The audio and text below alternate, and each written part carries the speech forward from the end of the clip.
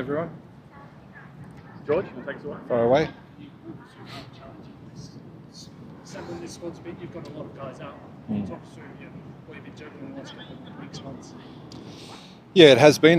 We've got some players out injured, unfortunately. But, that gives an opportunity to someone else. I think I've quickly learned in this role that you can never take anything for granted, and we still have a weekend to get through now. So there still could be some changes, and some boys that just missed out maybe coming in. So with that approach, we're pretty much at ease with what needs to be done, and we're very happy with the squad we've assembled.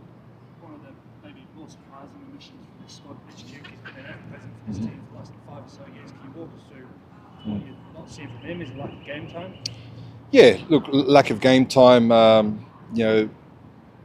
In November was pretty much the last game he played. Then he had obviously a break over their winter break, and and he hasn't played a lot of football since the J League has resumed the new season.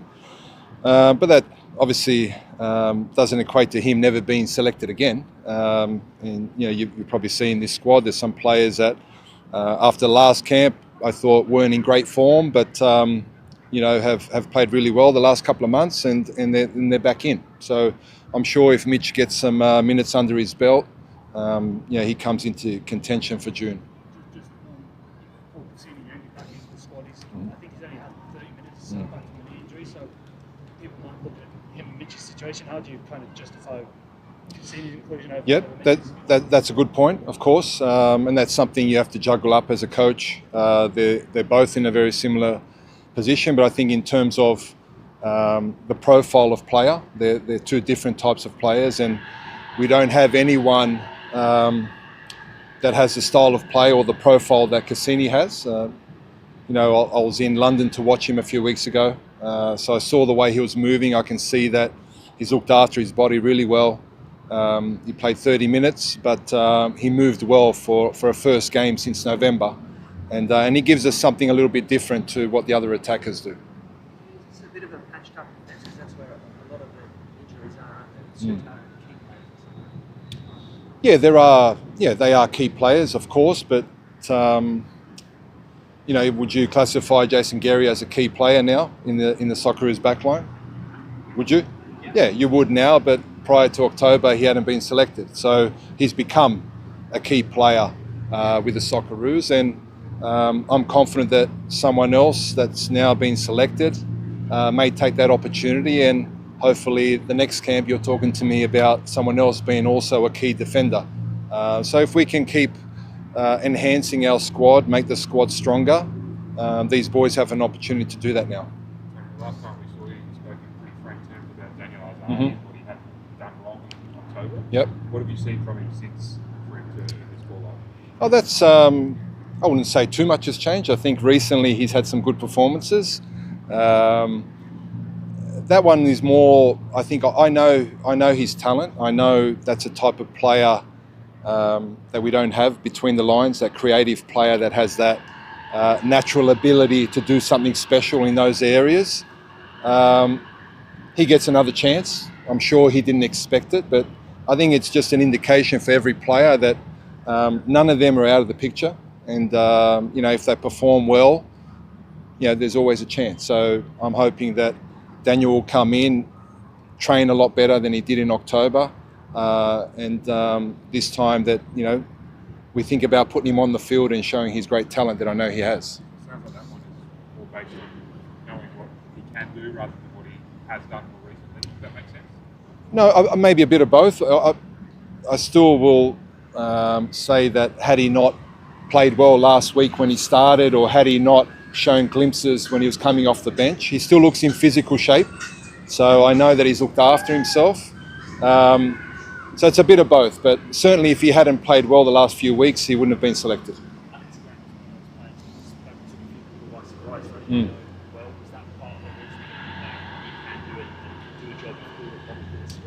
Yeah, it is a bit of that. I know Alex very well. Obviously I was with him in Perth, and we both left at the same time, and he went for a move to Korea and then to China. He's just a tough defender, and I feel there might be a moment in these two games that we need that. And yes, I'd argue that maybe he hasn't got enough game time, but I believe in a one-off game or a moment that we need to start him or put him on, that he can do the job.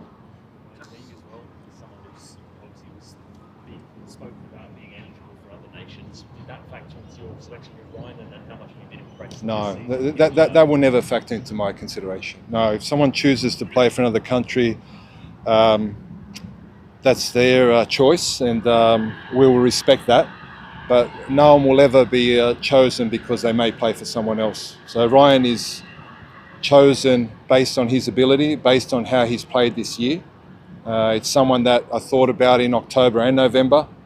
But I think in the last month or so, he's really stepped up his game. And with Ryan, I believe whenever there's a big game, he really steps up. And I think he's showing a character and personality that we want to see in the Socceroos. Tony, what have you seen from him that you like, and do you think of him as a defender to us here, Yep. midfielder, or both?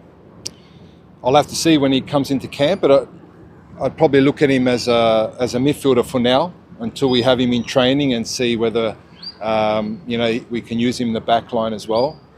I think in October and November he was playing games, but a little bit raw in Scotland, and he's developed confidence, obviously a lot of belief, playing really well, and they're on an unbelievable run. I think it's 13 or 14 games without a defeat.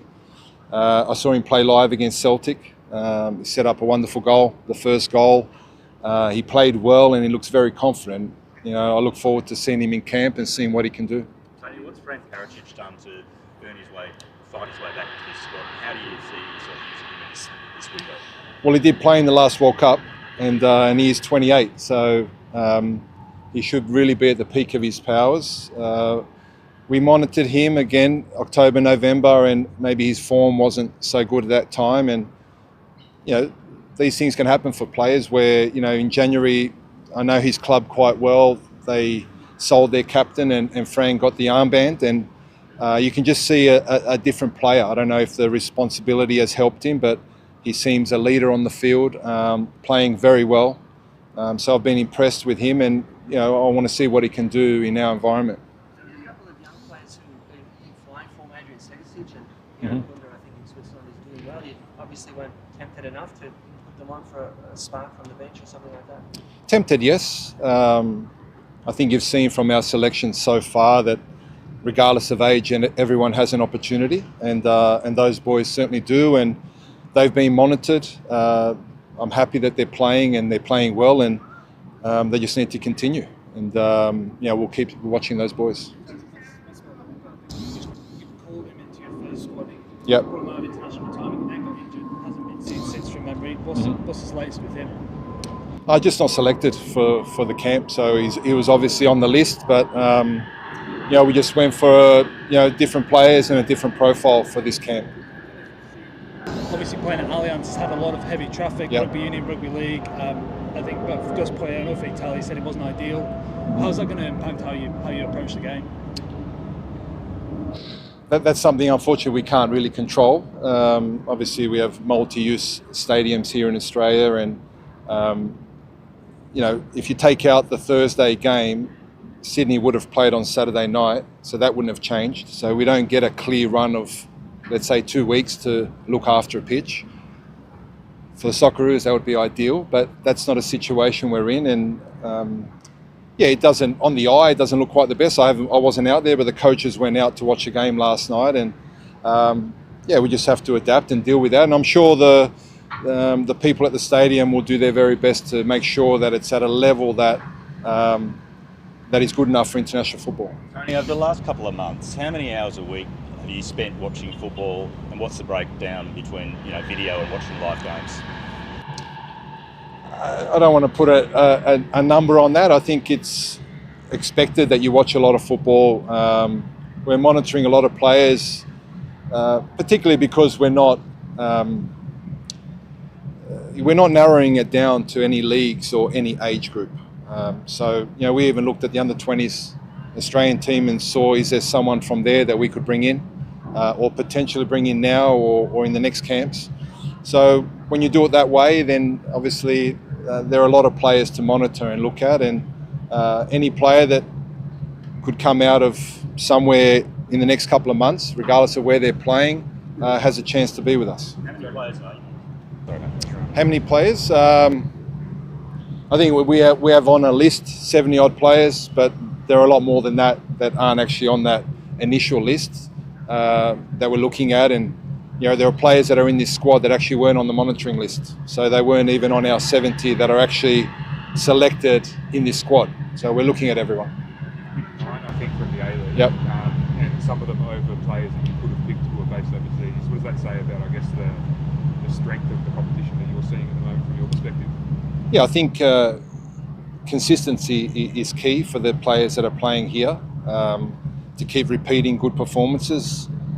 Training matters as well, because if they're training regularly, playing regularly, their game can keep improving. And obviously we want the players to think bigger than club level, and that's a step up, and we want them to step up their game. So we believe the players we've selected have the potential to do that.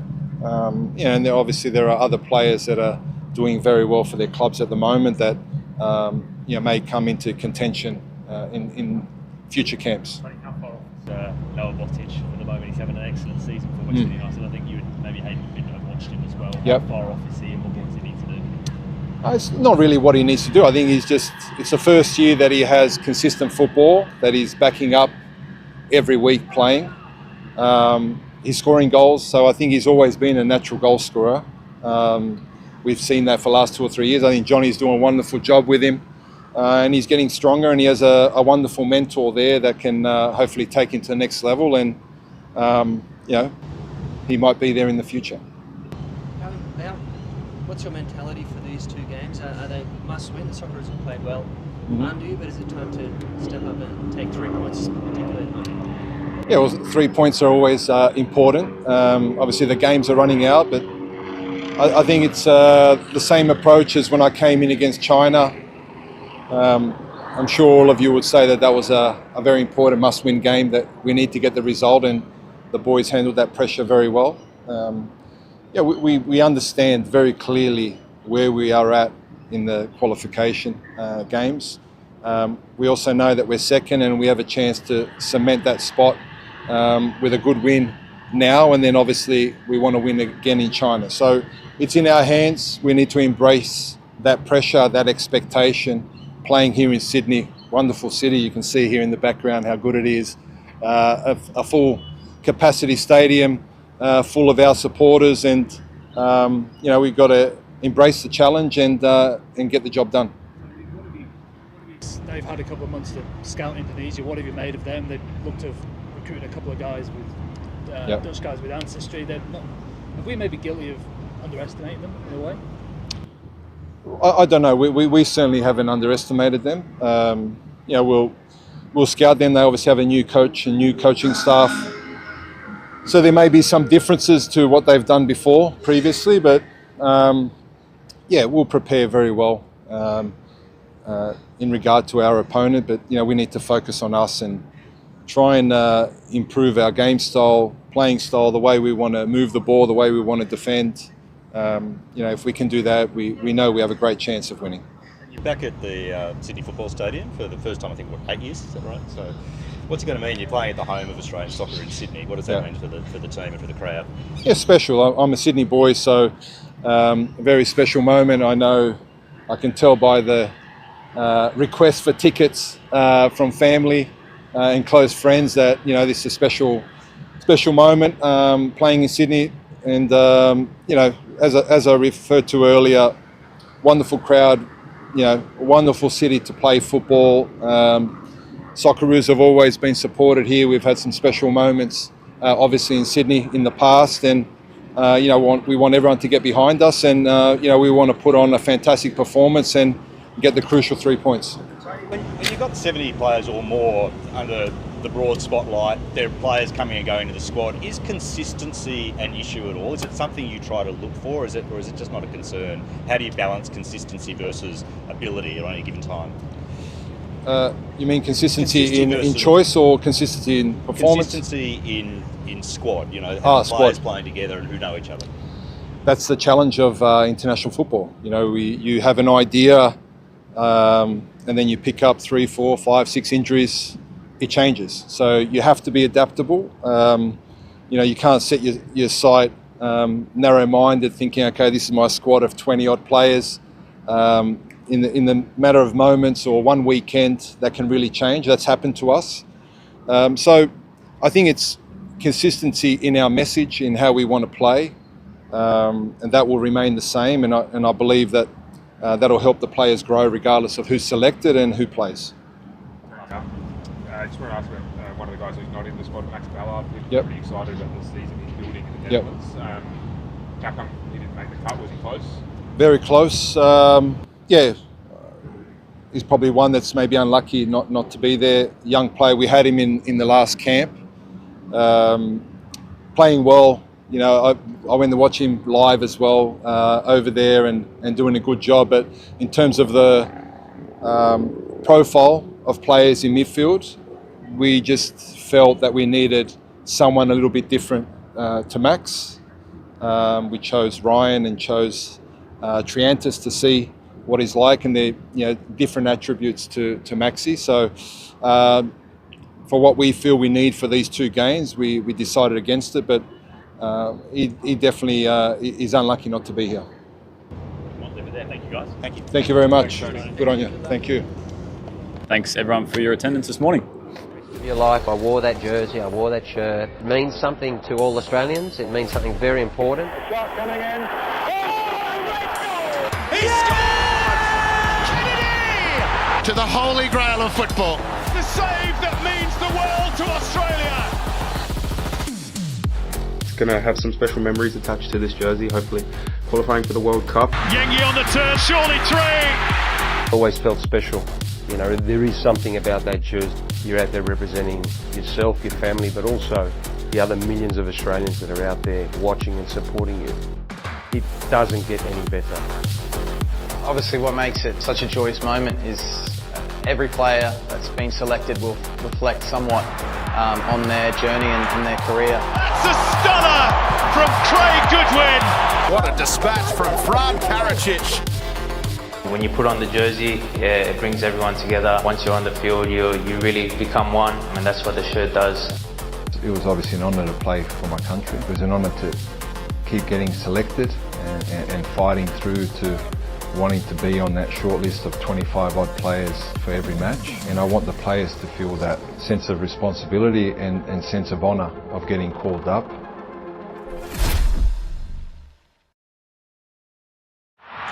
FIFA World Cup qualification returns to Sydney.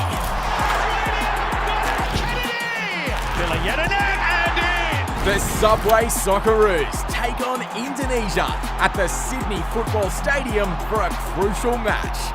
Be a part of history as Australia fight to qualify for our 6th consecutive FIFA World Cup. Pull the trigger! Oh, what a goal! Search Socceroos for tickets.